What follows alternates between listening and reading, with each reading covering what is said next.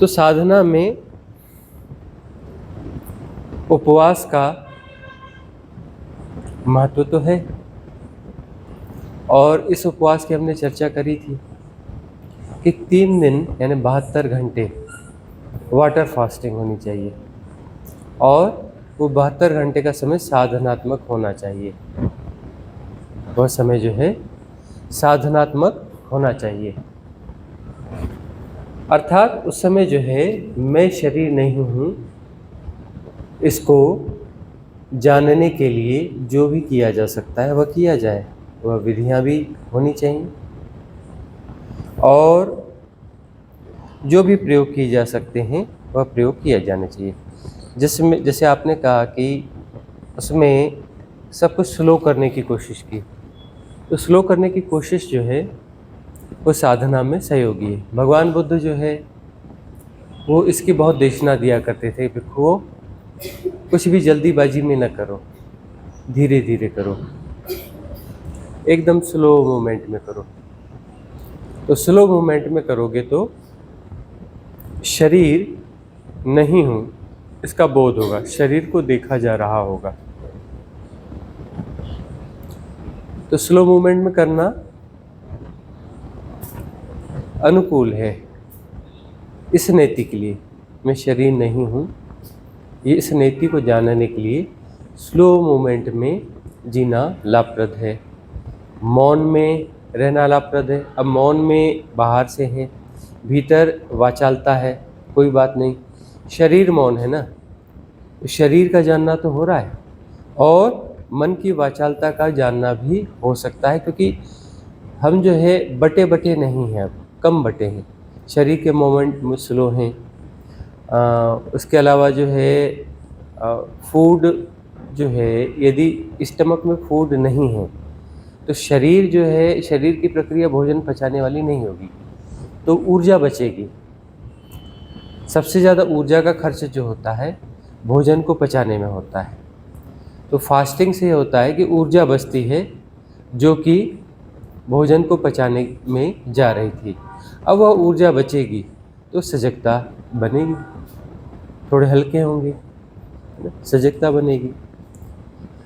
तो मैं शरीर नहीं हूँ,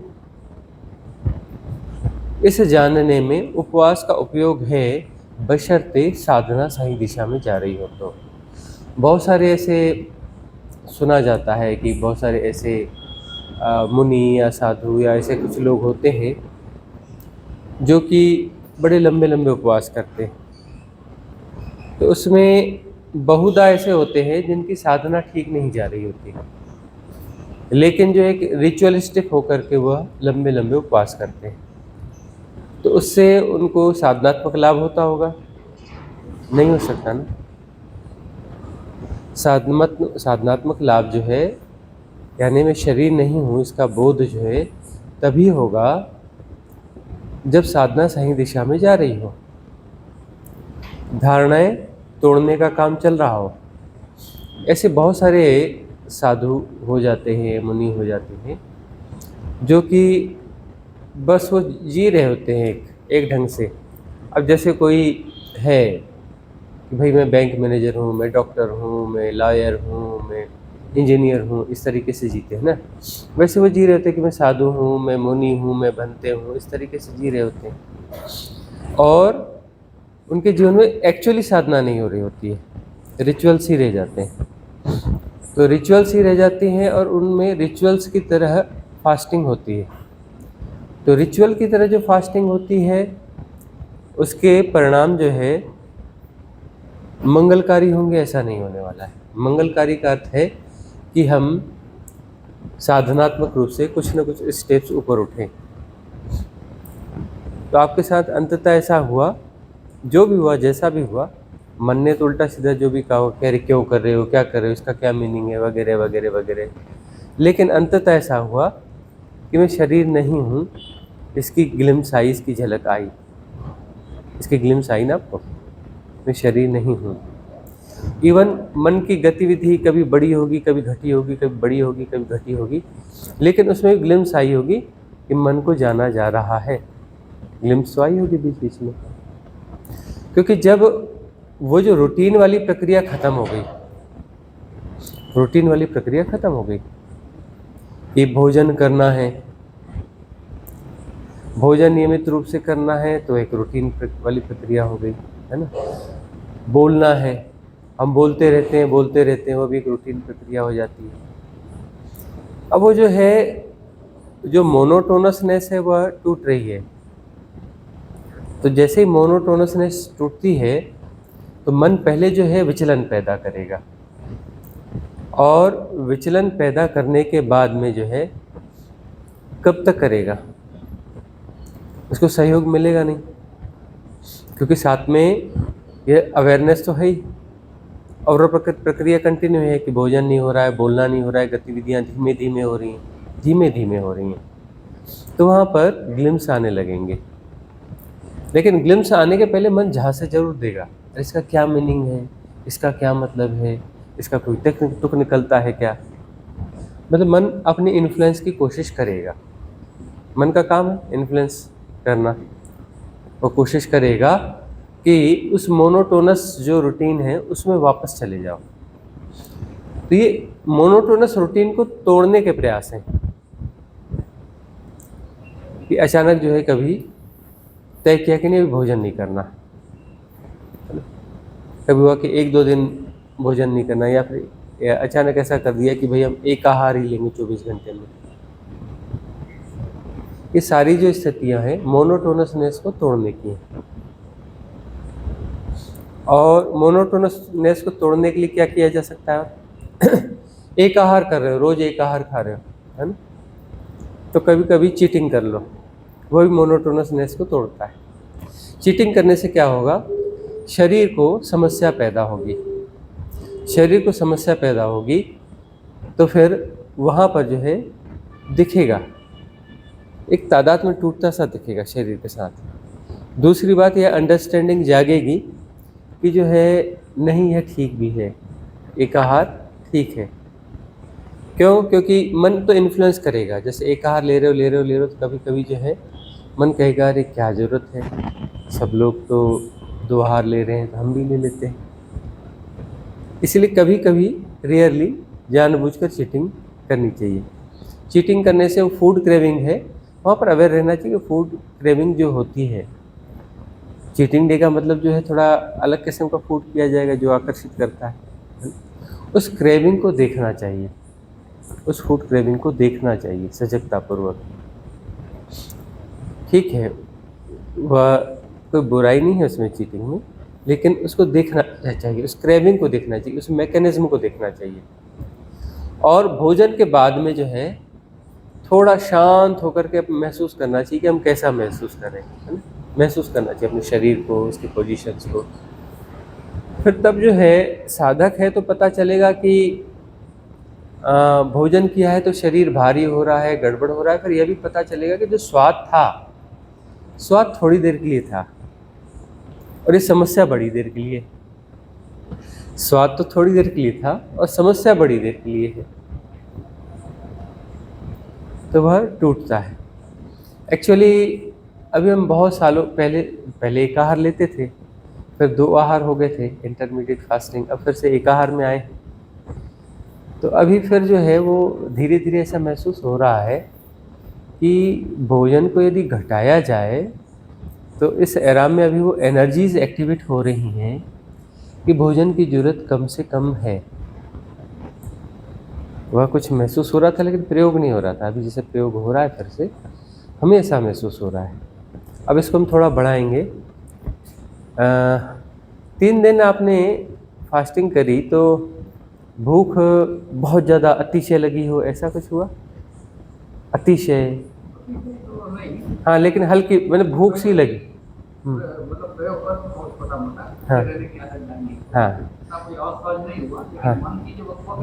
हाँ, वो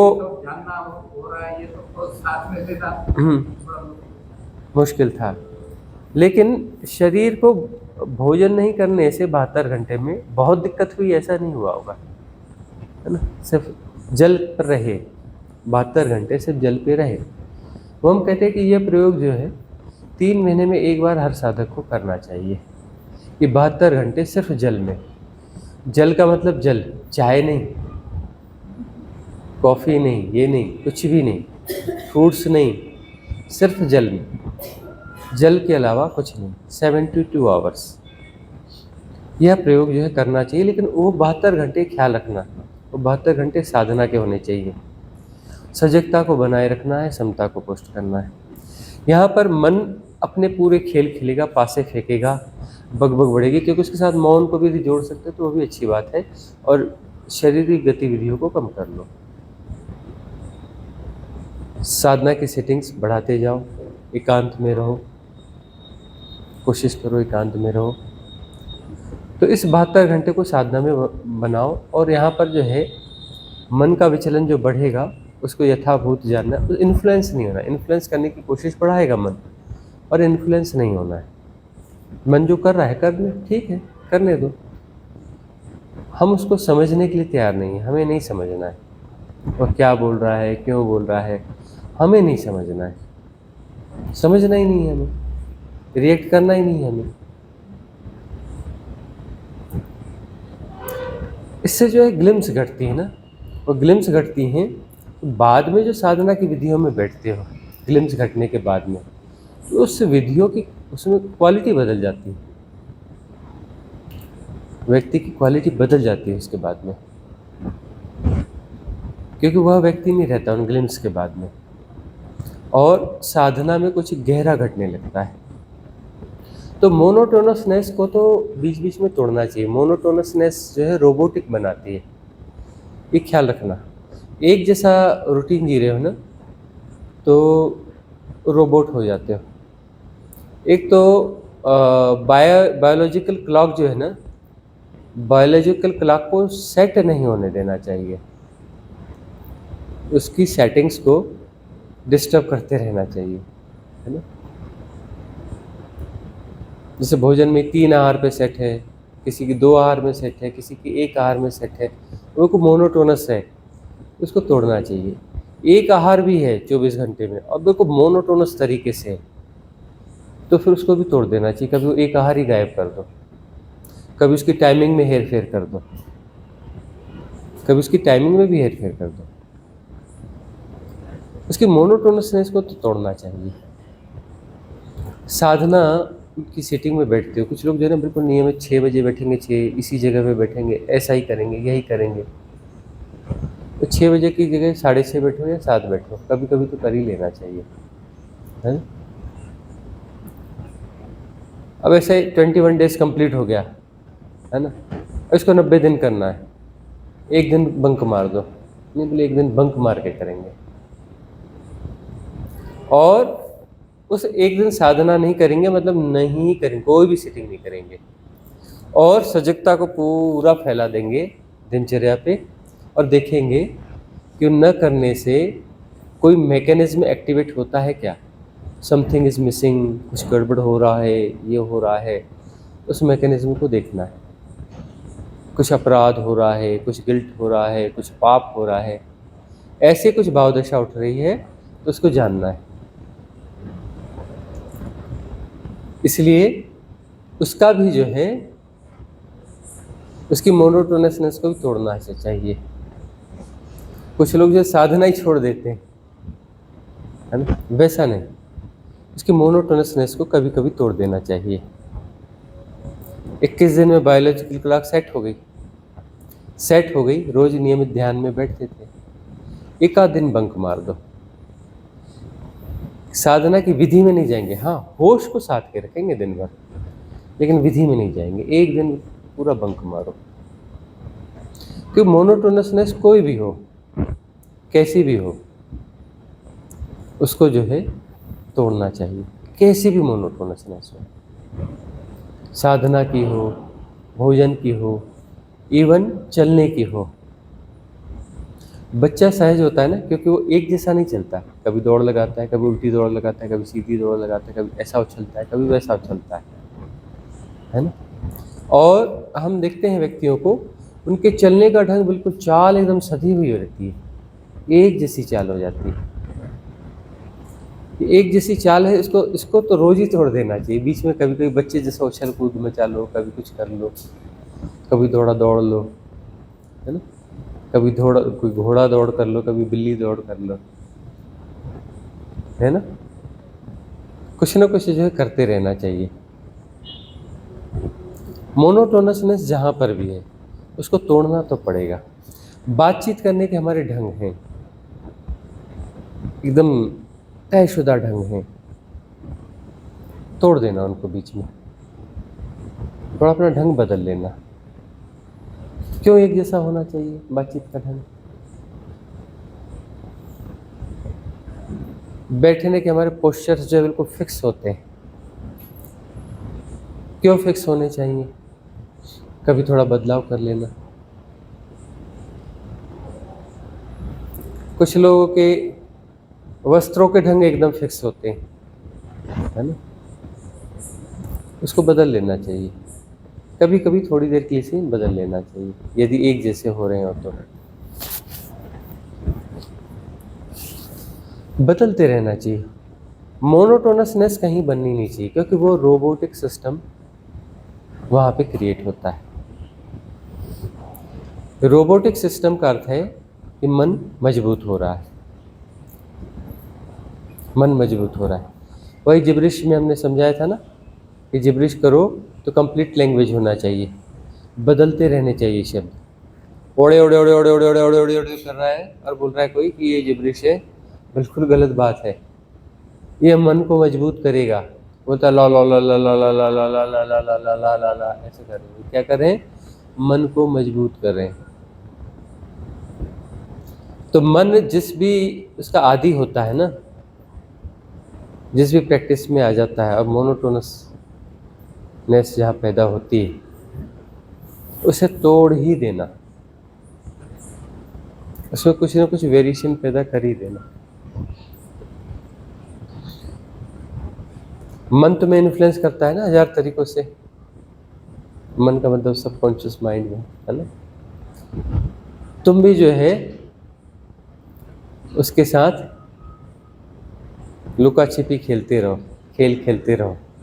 तुम भी उसकी मोनोटोनसनेस तोड़ते रहो, है ना। उसको भी लगना चाहिए इसको छेड़ना ठीक नहीं है। उसने ज़्यादा इन्फ्लुएंस किया तो उसके 2-4 मोनोटोनसनेस बिल्कुल धाड़ धड़ धाड़ धड़ तोड़ दो, है कि नहीं।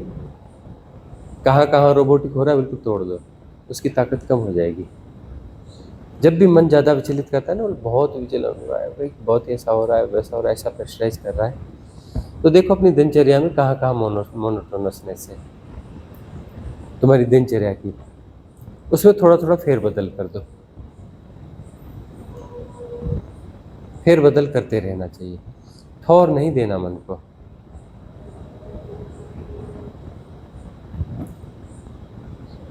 तो मन को हम मजबूत कैसे करते हैं?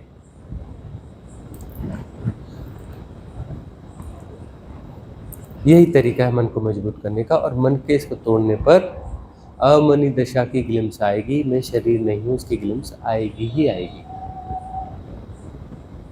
आएगी ही आएगी। तो साधना को पूरी दिनचर्या पे फैलाना है, पूरे जीवन पे फैलाना है।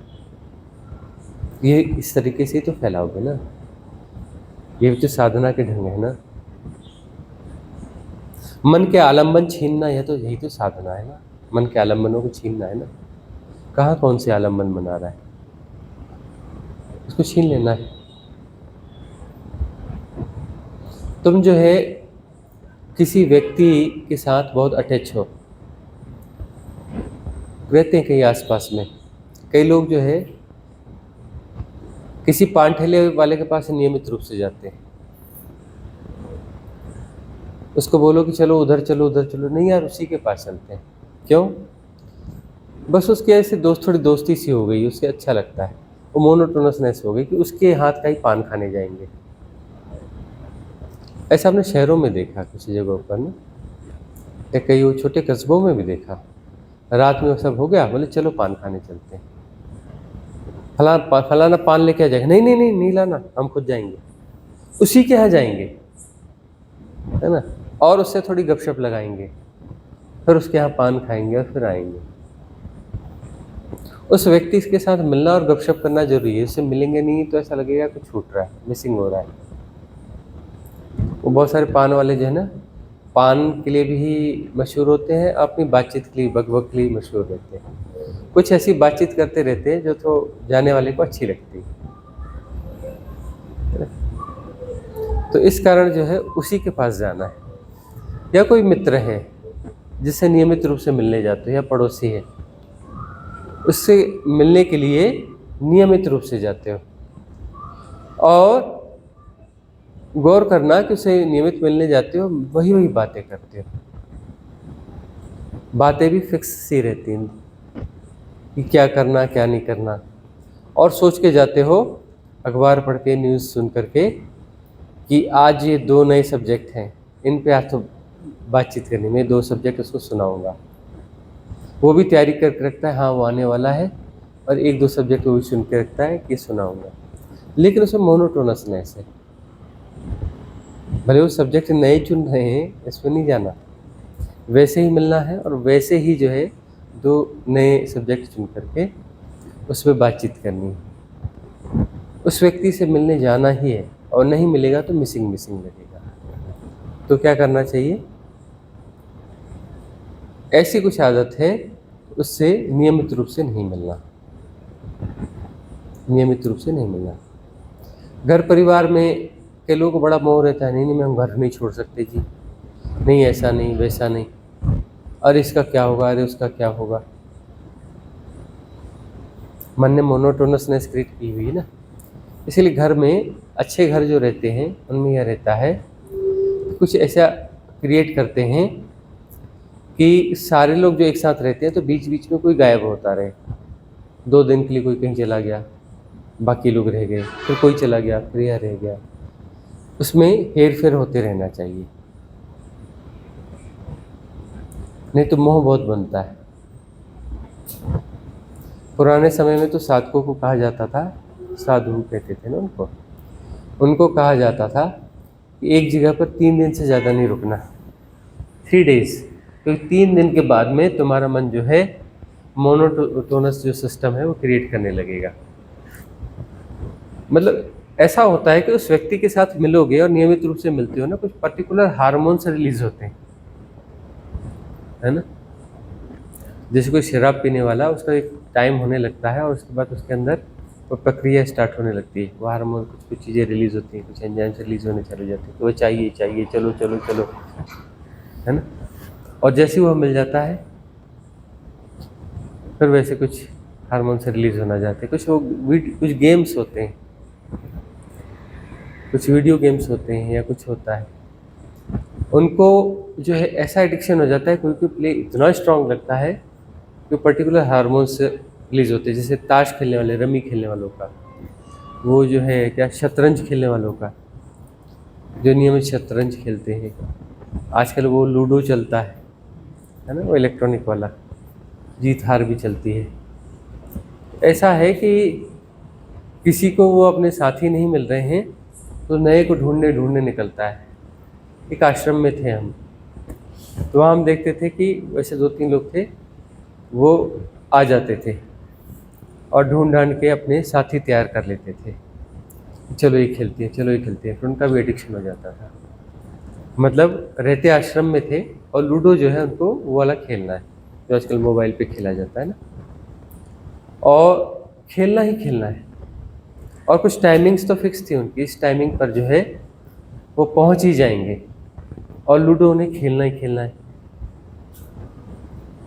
तो वो पर्टिकुलर कुछ हार्मोन्स रिलीज होते हैं, है ना। तो मन जो है ऐसी चीज़ें पैदा करता है, और ऐसे कुछ एडिक्शन पैदा करता है कि वह हार्मोन रिलीज होना चाहिए और उस टाइम पे होना चाहिए। चाय कॉफ़ी वगैरह क्या है, एडिक्शन है ना, मतलब वह उस समय पे चाहिए, तो हार्मोन से रिलीज करेगा, और हार्मोन यदि वो चीज़ नहीं दी तो हेडेक हो गया, ऐसा हो गया, वैसा हो गया, गुलाम बनाएगा कि तुम इससे बाहर नहीं जा सकते। बंधना नहीं चाहिए, हर चीज़ के बाहर निकल जाना चाहिए, बंधना नहीं चाहिए, दिनचर्याओं में नहीं बंधना चाहिए। स्थानों में नहीं बनना चाहिए, स्थान परिवर्तन भी होते रहना चाहिए, बीच बीच में कहीं आउटिंग होते रहना चाहिए, जरूरी है आउटिंग। बंधना कहीं भी नहीं है, बंधोगे तो मन मजबूत होगा। और साधक साधना काल में उसको तो मन से पार जाना है, तो मन को मजबूत करने की प्रोसेस में तो लगना ही चाहिए। नियमित ऐसी कोशिश करना चाहिए कि मन कहाँ मजबूत हो रहा है, तो कुछ ऐसा करो कि मन का न हो, मन का न हो। तृप्ति बेन कहाँ है, क्या बोलती थी, मेरा मन मानता ही नहीं है, मेरा मन समझता ही नहीं है। अरे मन को समझाना थोड़े ना है, मन के पार जाना है। क्या करूं, मेरा मन समझता ही नहीं है। अरे मन तो वही समझेगा ना जिससे मन मजबूत होता है। साधना मन के पार जाने की साधना है, इसको ख्याल रखना। तो पूरे जीवन में साधना फैलाना है, साधना फैलाना है, ये बात चलती है ना। होश के साथ चलना, होश के साथ खाना, होश के साथ पीना, ये करना। लेकिन उसके साथ यह भी सब कुछ है कि कहाँ मोनोटोनसनेस है, वहाँ पर कुछ न कुछ परिवर्तन कर देना, कुछ हलचल कर देना, उस रूटीन को कहीं ना कहीं बिगाड़ देना, है ना। सुबह बहुत जल्दी उठना चाहिए, है ना, बहुत अच्छा होता है, ठीक है। बहुत उठते हो ना, सुबह 4 बजे उठना। हफ्ते में एक दिन ऐसा जरूर करना कि लेट उठना। रोज समय पर सो जाते हो ना, बहुत अच्छी बात है। कभी ऐसा करना, नींद भी आ रही हो, घूमने फिरने निकल जाना, नहीं सोना है जी। ऐसा कुछ जैसे कोई बटन दबाता, इतने बज गए, अब तो नींद आ रही है। कई लोग तो बैठे बैठे वहीं सो जाते हैं। क्यों, बोले टाइम हो गया, सोने का टाइम हो गया। मतलब बटन ऑपरेटेड है ना, मन जो है ऑपरेट कर रहा है ना। तो मन और शरीर साइकोसोमेटिक हैं, जुड़े हुए हैं। तो यदि जुड़े हुए हैं तो फिर मन के हिसाब से शरीर चलता रहेगा। मन के हिसाब से शरीर चलता रहेगा तो मैं शरीर नहीं हूँ, यह जानना नहीं हो सकता। हो सकता है? नहीं हो सकता। तो मन के हिसाब से शरीर की गतिविधियों को बदल दो। मन और उसका जो बीच का जोड़ है, उस जोड़ को हिलाते रहो, तोड़ते रहो। वो तोड़ दोगे तो फिर जो है साक्षी होगा। साक्षी जो है जानेगा शरीर को, मन नहीं, मन बीच से हट जाएगा। साक्षी जानेगा शरीर को, तो वो जानेगा तो पता चलेगा कि मैं शरीर को जानने वाला हूँ, शरीर नहीं हूँ। तो मन और शरीर के बीच के रेजोनेंस को तोड़ो। आपको अपेक्षा है कि फलाना व्यक्ति मेरे साथ ऐसा ही व्यवहार करना चाहिए इसे, है ना, और वैसा नहीं किया तो हमें झटका लगता है। इन अपेक्षाओं को देखना चाहिए। ये मन ही मजबूत होता है ना इनसे। अपने रूटीन को यदि तोड़ते हो जगह जगह से, तो ये अपेक्षा भी टूटने लग जाती है। नहीं तो फिर माया जाल है, यह अपेक्षा, वह अपेक्षा, या मोनोटोनसनेस, या बेहोशी, ऐसा करते करते जीवन समाप्त हो जाएगा। और झकझोर के देखना, साधना का मोनोटोनस पैटर्न तो नहीं है तुम्हारे साथ में। साधना नियमित होनी चाहिए, लेकिन पैटर्न नहीं बनना चाहिए साधना का। बाकी चीज़ों के पैटर्न भी नहीं बनना चाहिए, साधना का पैटर्न भी नहीं बनना चाहिए, याद रखना। और साधना नियमित होनी चाहिए। साधना कब होनी चाहिए? ब्रह्म मुहूर्त में। और ब्रह्म मुहूर्त प्रतिदिन अलग अलग समय पे आता है, याद रखना। सुबह 4 बजे ही ब्रह्म मुहूर्त होगा ऐसा नहीं। तुम्हारा ब्रह्म मुहूर्त कब है तुम्हें देखना पड़ेगा। रोज ब्रह्म मुहूर्त बदलता है, याद रखना। ब्रह्म मुहूर्त का अर्थ है कि जब कब हम रिलैक्स और अच्छा महसूस कर रहे हैं, कब लगता है कि हाँ अब ठीक है, अब साधना में बैठा जा सकता है, वो तुम्हारा ब्रह्म मुहूर्त है। और ब्रह्म मुहूर्त घड़ी देख करके नहीं आता, याद रखना, घड़ी देख करके ब्रह्म मुहूर्त नहीं आता, और हर व्यक्ति का ब्रह्म मुहूर्त अलग है, हर व्यक्ति का ब्रह्म मुहूर्त अलग है। अपना ब्रह्म मुहूर्त ढूंढना और रोज का ब्रह्म मुहूर्त ढूंढना, आज का ब्रह्म मुहूर्त मेरा कब का है। तो वहाँ पर जब विधि को अप्लाई करोगे तो उसके रिजल्ट्स बहुत स्ट्रांग आएंगे जब तुम अपने ब्रह्म मुहूर्त में करोगे। वो कभी भी हो सकता है 24 घंटे में, उसको पहचानना है। और कभी रूम में बैठ के अच्छा लगेगा, कभी बाहर गार्डन में अच्छा लगेगा, कभी किसी पेड़ के नीचे अच्छा लगेगा, कभी टेरेस पे अच्छा लगेगा। जहाँ पर भी ऐसा लगेगा उस स्थान पर बैठ करके साधना में चले जाना।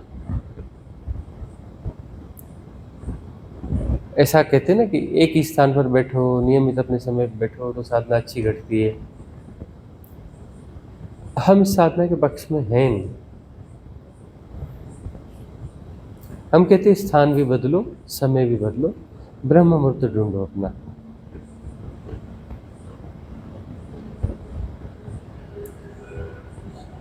प्रतिदिन का स्थान वही हो ऐसा जरूरी नहीं है। हो सकता है कि वह स्थान जो है काफ़ी दिन पसंद आता तो ज़्यादातर वहाँ बैठते हो, ज़्यादातर वहाँ बैठते हो, बात ठीक है, लेकिन वहीं ही बैठना ही बात गलत है। कई बार ऑप्शंस लिमिटेड होते हैं, ऑप्शन लिमिटेड होते हैं ना। अब मुंबई में रहने वाले लोग हैं, छोटा सा घर है 2 BHK है ना, अब वहाँ पर ये रूम तो इसी काम के लिए, ये रूम इसके लिए, अब बचा क्या, यही जगह बची। लेकिन वहाँ पर भी गार्डन्स तो होते हैं, है ना। तो कहीं ना कहीं तो ब्रेक करना पड़ेगा। तोड़ फोड़ जो है साधना में बड़ी सहयोगी होती है, याद रखना। कहीं भी तोड़ो फोड़ो, तोड़ फोड़ जो है ना साधना में सहयोगी होती है।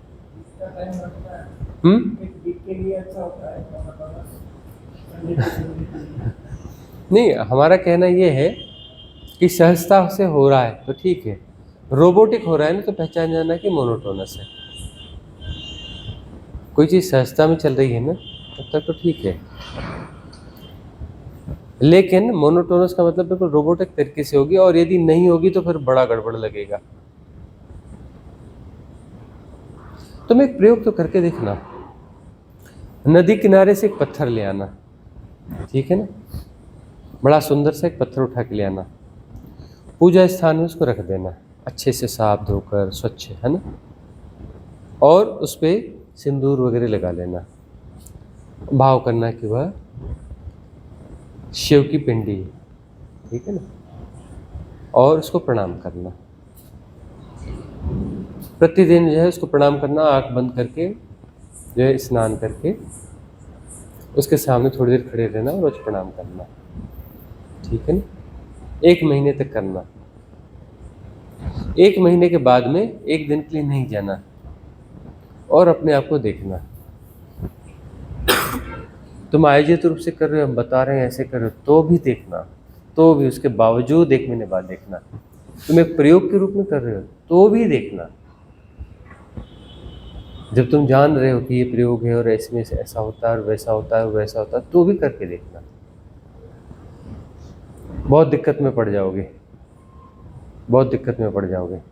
अच्छा, उसके बाद ऐसा करना कि उस पत्थर को उठा कर फेंक देना। हिम्मत होगी? अभी लगता है हाँ ठीक है, 1 महीने बाद करके तो देखना। इसको उठा के फेंक देना, फेंक पाओगे? बड़ी हिम्मत करके जाओगे भी ना, ऐसे ले जाके बोलो कहीं अच्छी जगह रखूँ, यहाँ रखूँ कि वहाँ रखूँ, किसी का पैर नहीं पड़ना चाहिए, किसी का कुछ नहीं होना चाहिए, है ना।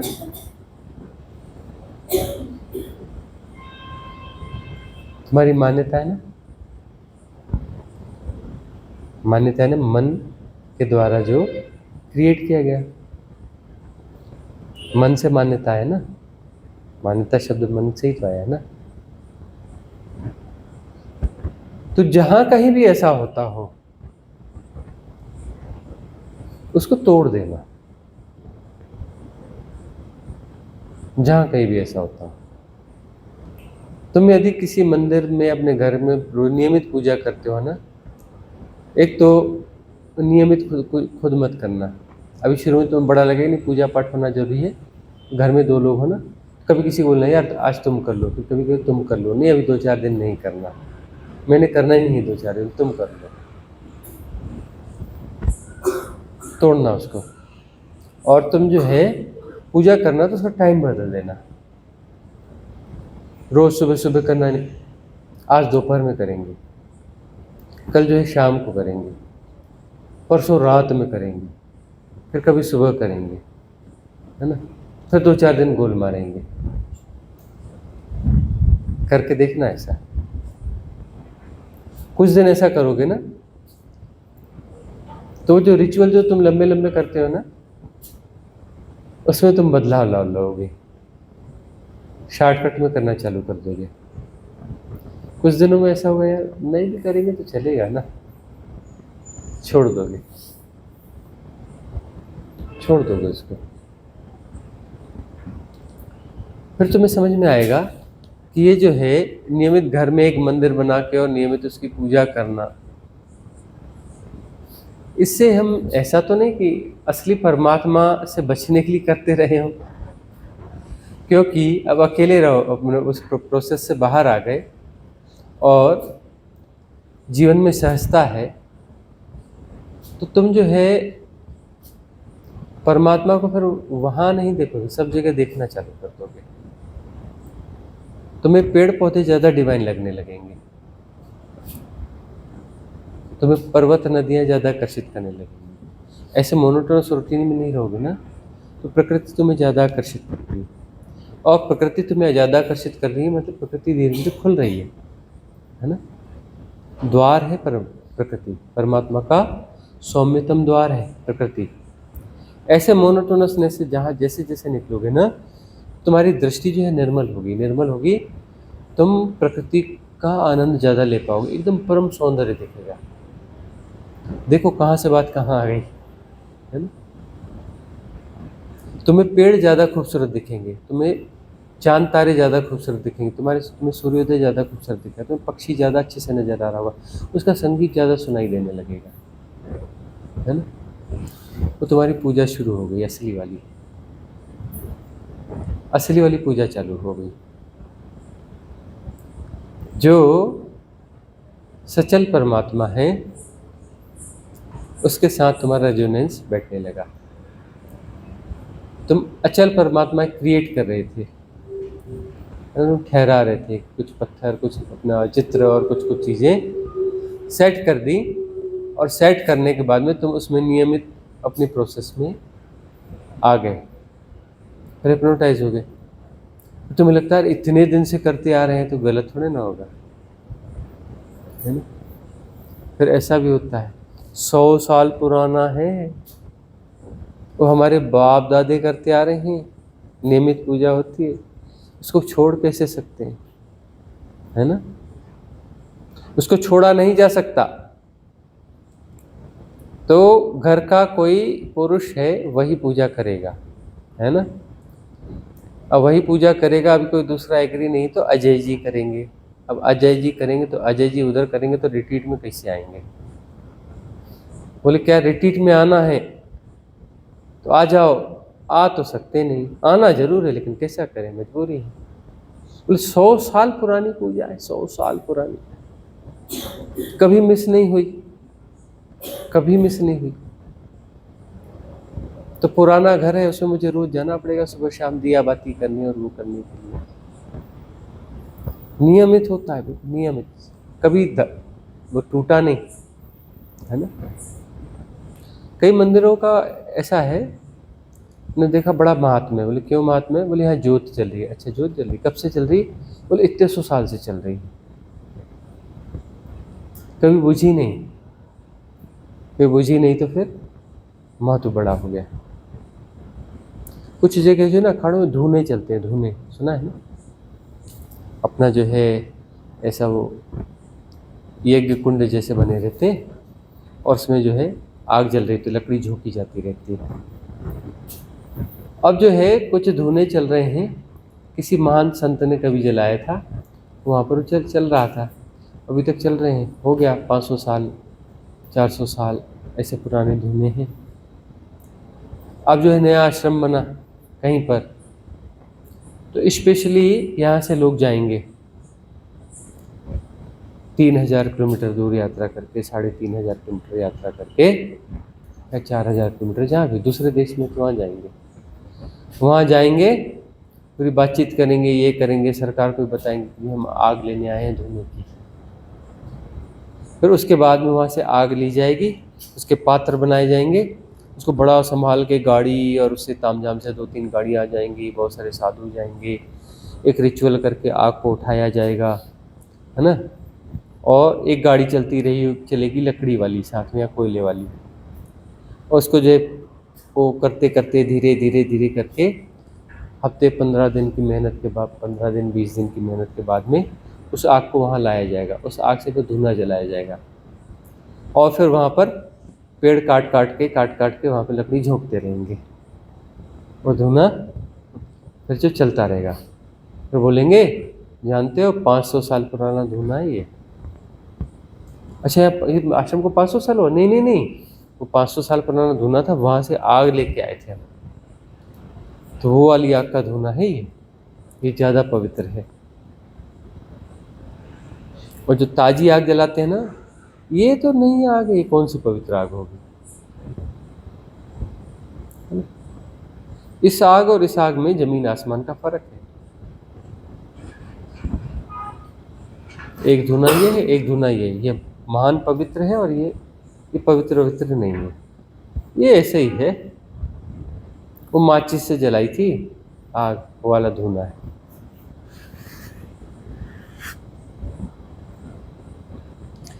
देखना चाहिए मन के ढंग ढांचों से, और से प्रभावित होते हैं लोग प्रभावित होते हैं, मतलब मन के ढांचे जो है वैसे बने हुए हैं, जो इन चीज़ों से प्रभावित होते हैं, है ना।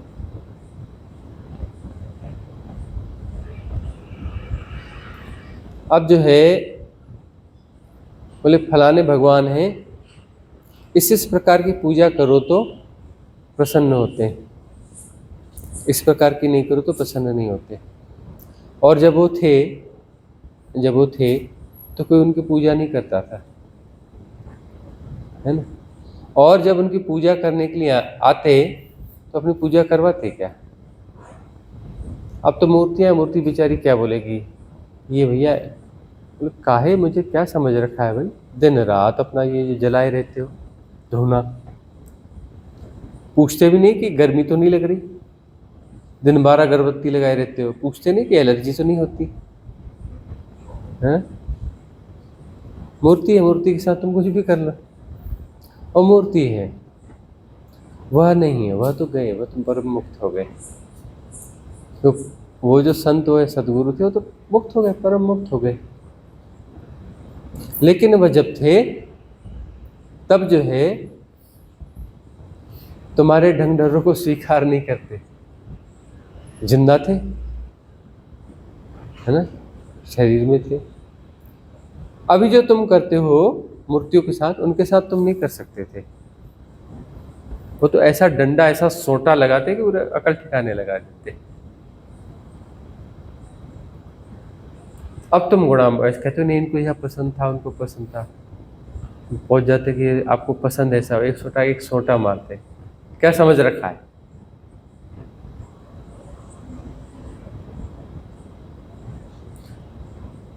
तो मन कहाँ कैसे आलम्बन लेता है, कैसे कैसे प्रभावित होता है, कैसे कैसे इन्फ्लुएंस होता है, उन सारी चीज़ों को तोड़ना है। तो शुरुआत तो हुई 72 घंटे के उपवास के साथ में, और देखो कि अब कहाँ कहाँ कैसा कैसा उस मोनोटोनसनेस को तोड़ा जा सकता है, कहाँ कहाँ तोड़ा जा सकता है, कैसे कैसे तोड़ा जा सकता है। रोबोटिक नहीं होना है, जहाँ जहाँ रोबोटिकनेस बनती है वहाँ हमें हेर फेर करना ही करना है, और करते रहना है। फिर देखो साधना कहाँ तक जाती है। पूरी साधना जो है उसका ढंग ढांचा बदल जाएगा। और फलित होने लगेगी साधना। क्योंकि शरीर और मन इन दोनों के ढांचे को तोड़ दिया तो उसके बाद तो साधना कुलाचे मारेगी ना, कुलाचे नहीं मारेगी, छलांग हो जाएगी। अगला प्रश्न टीना का है। प्रणाम गुरुजी। इस एरा को गोल्डन एरा क्यों माना जाता है? अब नए साधकों को फिर हमें बताना पड़ता है कि क्यों माना जाता है। ये कितने बार बताया गया। अब टीना जुड़ी है अभी अभी, 2-4 सुने होंगे। गोल्डन एरा क्यों माना जाता है, इस पे 10 वीडियो होंगे, सुना अभी एक भी ना होगा, है ना। गोल्डन एरा ये क्यों है?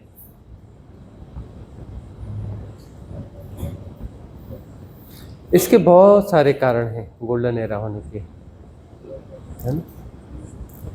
अभी बहुत ज़्यादा विपरीतता है, बहुत ज़्यादा संघर्ष है।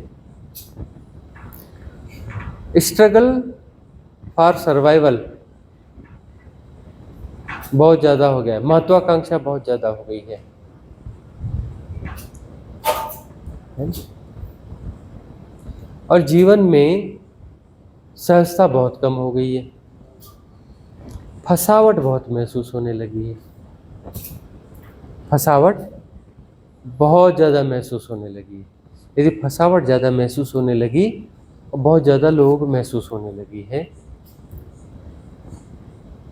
मास लेवल पर यह फील किया जा रहा है कि फसावट बहुत ज़्यादा हो गई है, तो ये गोल्डन एरा है। क्योंकि मास लेवल पर जो है इससे बाहर निकलने की चेष्टा होगी। मास लेवल पे ऐसा हो रहा है ना कि फसावट महसूस हो रही है, तो मास लेवल पर जो है छटपटाहट होगी कि कैसे हम इससे बाहर निकलें।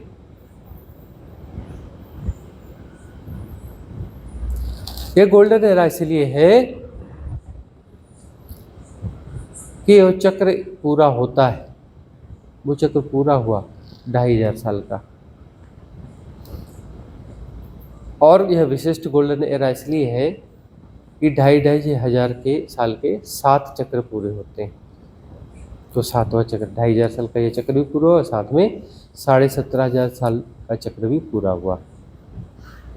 इस समय divine cosmic energy support system build किए जाते हैं। तो यह मेगा है इस बार का। इस समय ऐसा महान divine cosmic energy support system build हुआ है जो कि ज्ञात इतिहास में नहीं है। इतना बड़ा बिल्ड हुआ है। तो वह एनर्जी सपोर्ट सिस्टम जो भी साधक सदमार्ग पर है, ठीक साधना में जा रहा है, उसे सपोर्ट प्रदान करता है। वह डिवाइन एनर्जीज उसको मिलती हैं, और डिवाइन एनर्जी से उसको मिलती हैं तो उसकी साधना आसान हो जाती है। इजोटेरिक सपोर्ट सिस्टम एक्टिव है और अब तक का सबसे स्ट्रांग इजोटेरिक सपोर्ट सिस्टम है। जो भी साधक हैं उनको सपोर्ट किया जाता है। विपरीतताएं भी बहुत है, लेकिन ये विपरीतताएं जो जरूरी है। बोलिए इतनी गड़बड़ कैसे हो गई? तभी तो गोल्डन एरा होगी ना। तुम पहले था क्या था, कहते थे कि बंगला और कार होनी चाहिए। अब बोलते कार तो एक जरूरत है और एक कार ही तो समस्या है। देख नहीं रहे हो कितनी कारें जा रही हैं, ये गाड़ियां ही समस्या हो गई हैं। बंगला और कार होनी चाहिए। अभी तो कार पार्क करने की जगह जो है बड़ी मुश्किल होती है ना। लोगों के पास घर है, फ्लैट है, कार पार्क करने के लिए जगह नहीं है, बड़ी मुश्किल होती है।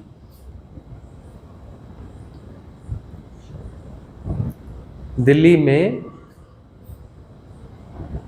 वहाँ देखा कि वो जो ऐसे बाहर सड़क है ना, सड़क के किनारे किनारे लोग जो है अपनी कार पार्क कर देते हैं और नियमित पार्क करते हैं। बोलते नहीं ये मेरी जगह है, किसी दूसरे ने वहाँ पार्क कर दी तो जाके बात करते नहीं नहीं आप पार्क हटाइए, ये तो मेरी जगह है। जबकि उनकी जगह नहीं है, वो रजिस्ट्री वजिस्ट्री कुछ नहीं ली, लेकिन नियमित रूप से वहाँ पार्क करते हैं, ये जगह मेरी हो गई।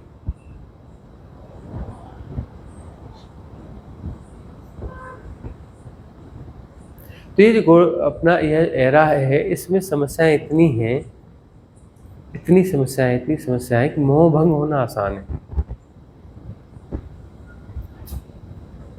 स्ट्रगल करोगे, उस स्ट्रगल में जो कुछ दिखेगा, जो मूल्यों का पतन दिखेगा, बड़ी आसानी से लोग बेईमान हो जाते हैं, वह भी दिखेगा,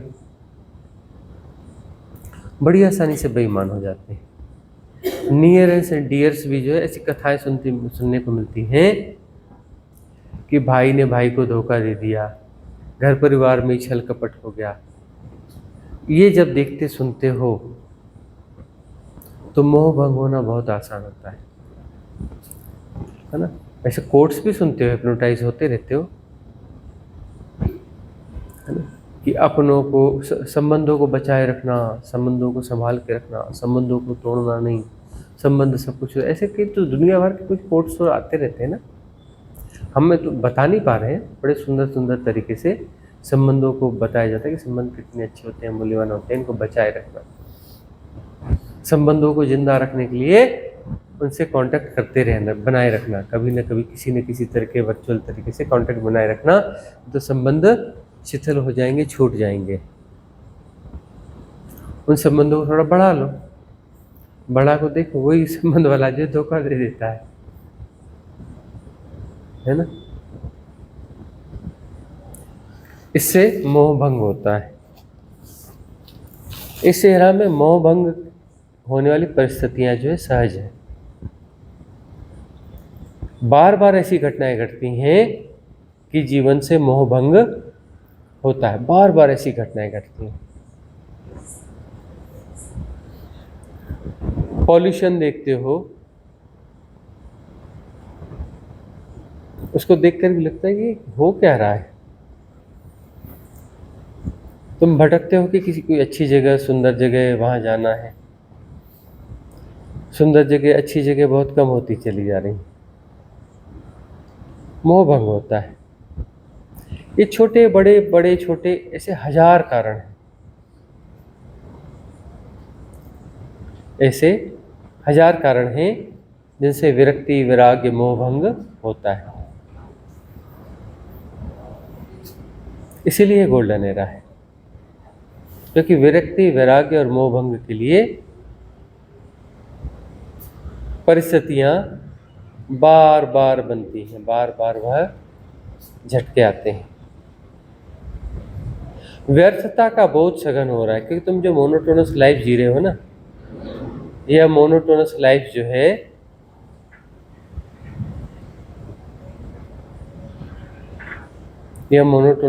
है तुम्हें लगता है कि कर क्या रहे हैं हम, रोबोट तो नहीं हो गए, अपने आप को रोबोट जैसा महसूस करते हैं।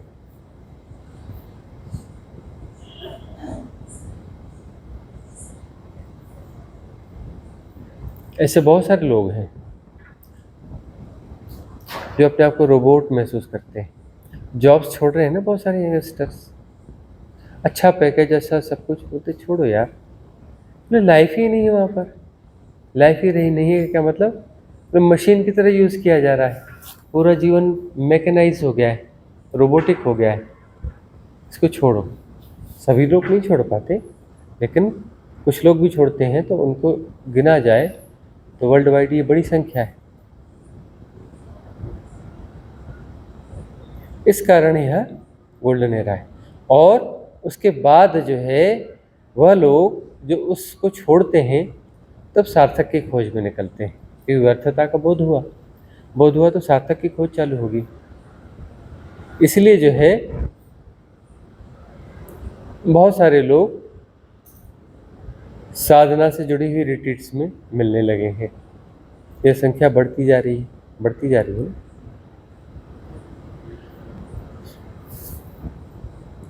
ये गोल्डन एरा इसलिए भी है कि बहुत सारे लोग जन्मे हैं, इसमें बहुत सारे वो लोग भी जन्मे हैं जो प्रतीक्षा में थे इस गोल्डन एरा की, हायर सोल्स, जिनका जन्म आसानी से नहीं होता, लंबी प्रतीक्षा के बाद जिनका जन्म होता है, वह उन सोल्स को जन्मने का अवसर मिला है।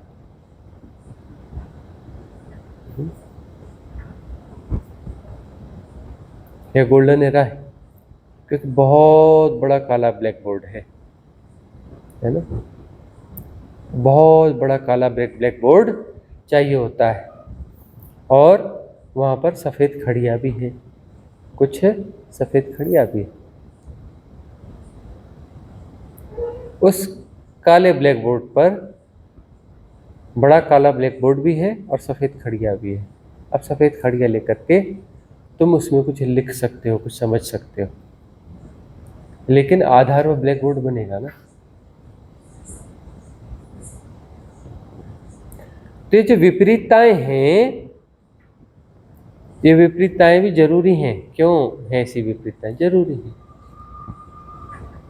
इन विपरीतताओं में वो गोल्डन एरा उभरती है, इन विपरीतताओं में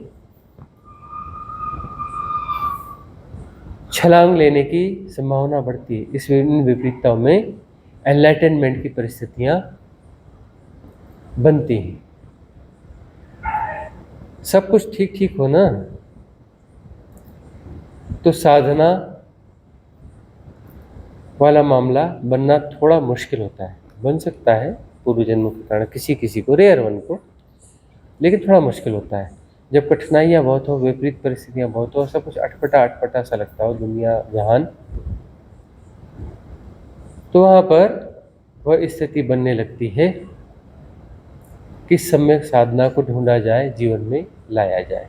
इसलिए गोल्डन एरा है। अगला प्रश्न दर्शना का है।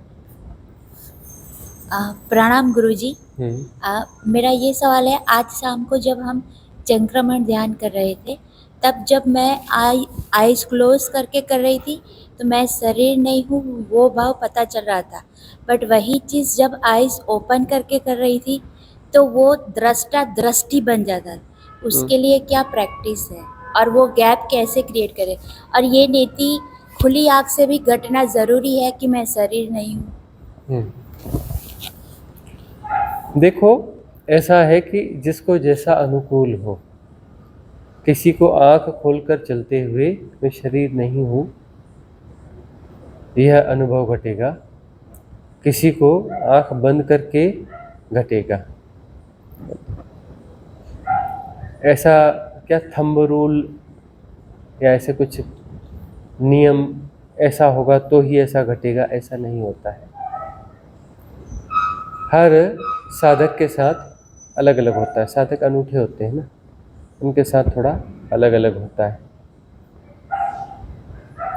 आँख खोलकर भी घटना ही चाहिए ऐसा अभी आवश्यक नहीं है, लेकिन जब घटना होगा तो घट जाएगा। अभी आँख बंद करने वाले जो अनुभव हैं वह पहले पकने दो, वहाँ पर कुछ बात बन रही है, ठीक है ना, बात बनने दो उसे। अपने आप पैसा घटेगा कि खुली आँख से भी तुम जानोगे कि मैं शरीर नहीं हूँ, मन नहीं हूँ। खुली आँख से भी जानोगे। खुली आँख से दृष्टा जो है गायब हो जाएगा, दृश्य भी गायब हो जाएगा, और उनके बीच का अंतर संबंध, दृष्टि, उसकी भी जरूरत नहीं रहेगी, और सब एक हो जाएगा। खुली आँख से होगा। धैर्य रखो, लेकिन याद रखना कि सबके लिए एक समान नियम नहीं होते, इसलिए साधकों को बहुत ज़्यादा ऐसे नियमों को ढूंढने की कोशिश में नहीं लगना चाहिए। उसके साथ ऐसा हो रहा है तो मेरे साथ क्यों नहीं हो रहा है ना। ऐसा ही होना चाहिए, उससे हम अपनी स्वाभाविकता को नष्ट कर रहे होते हैं। अपनी स्वाभाविकता को नष्ट नहीं करना है।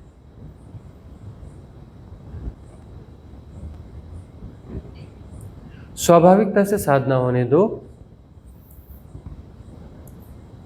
हर व्यक्ति की वीथ ही अलग है, वह पथ जो है अलग है। एकला चलो वाला पथ है। इससे तुम्हारे पहले इस पथ पे कोई नहीं चला, तुम्हारे बाद इस पथ पे कोई नहीं चलेगा, ये याद रखना। तो तुम्हारे अपने अनुभव अपने ढंग के होंगे, दूसरे के अपने ढंग के होंगे, दोनों अपनी जगह हैं, तुलना नहीं करना।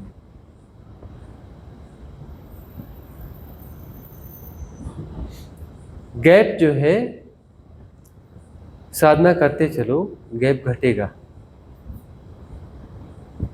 गैप घटेगा। तुम गैप को ढूंढने की कोशिश मत करना, क्योंकि गैप के ढूंढने की कोशिश में गैप पैदा ही नहीं होगा। जब तुम ढूंढने की कोई कोशिश करते ही नहीं, तुम कुछ कर ही नहीं रहे होते हो, तो गैप घटता है। तुम गैप की प्रतीक्षा में हो। गैप कहाँ घटेगा, कैसे घटेगा, क्यों घटेगा, मतलब तुम कुछ ना कुछ करते रहोगे, करते रहोगे तो गैप को निर्मित ही नहीं होने दोगे। गैप तो घटना चाहता है, तुम अवसर ही नहीं देते गैप को घटने का। कुछ ना कुछ करते रहते हो, करते रहते हो, भरते रहते हो कुछ ना कुछ। जैसे ही तुम शांत होते हो, कुछ नहीं कर रहे होते हो, बिल्कुल कुछ नहीं कर रहे होते हो, सहज होते हो, गैप घट जाता है ना। अमनी दशा घटती है। तुम कुछ भी नहीं करते हो तो अमनी दशा घटती है। तुम कुछ भी करते रहो, तुम परमात्मा की प्रतीक्षा करते रहो, परमात्मा की चर्चा करते रहो, है ना, कभी गैप नहीं घटेगा। तुम परमात्मा की खोज करते रहो, परमात्मा गारंटी से नहीं मिलेगा। तुम परमात्मा की खोज करते रहो, परमात्मा गारंटी से नहीं मिलेगा। तुम अपनी सिर्फ क्लिनजिंग करते रहो, सफाई करते रहो, तुम अपने होने के ढंग को मिटाते रहो, तुम अपने पैटर्न्स विड्रा करते रहो। तुम्हें पता भी नहीं चलेगा कि कब परमात्मा आ गया और कब तुम विदा हो गए। तुम समस्या हो, तुम विदा हो जाओगे और परमात्मा हो जाएगा, तुम्हें पता भी नहीं चलेगा। तो साधना क्लिनजिंग की साधना, परमात्मा को खोजने की साधना नहीं करना, वो सम्यक साधना नहीं है, वो सही बात है ही नहीं परमात्मा को खोजना, है ना।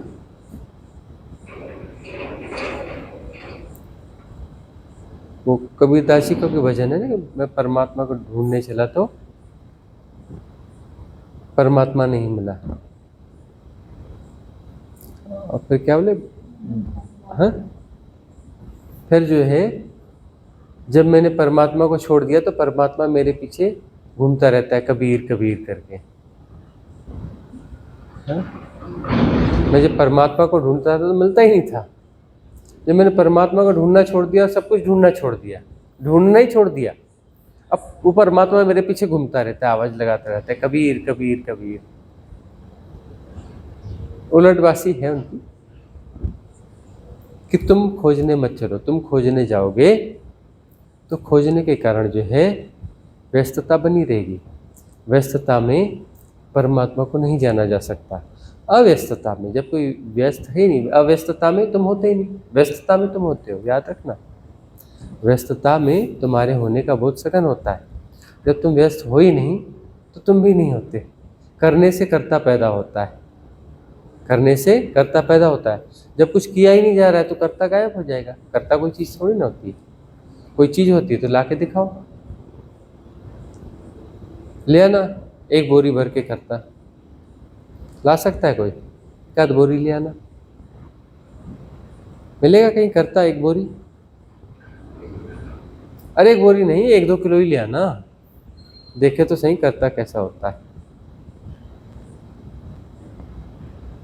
करने से कर्ता पैदा होता है, करने से कर्ता पैदा होता है। जब कुछ नहीं करते हो तो करता रहेगा ही,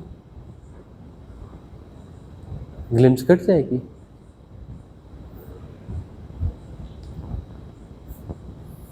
आज की सभा यहाँ समाप्त करेंगे। भवतु सब मंगलम भवतु सब मंगलम भवतु सब मंगलम। सबका मंगल हो, सबका कल्याण हो, सबका मंगल हो, सबका कल्याण हो, सबका मंगल हो, सबका कल्याण हो।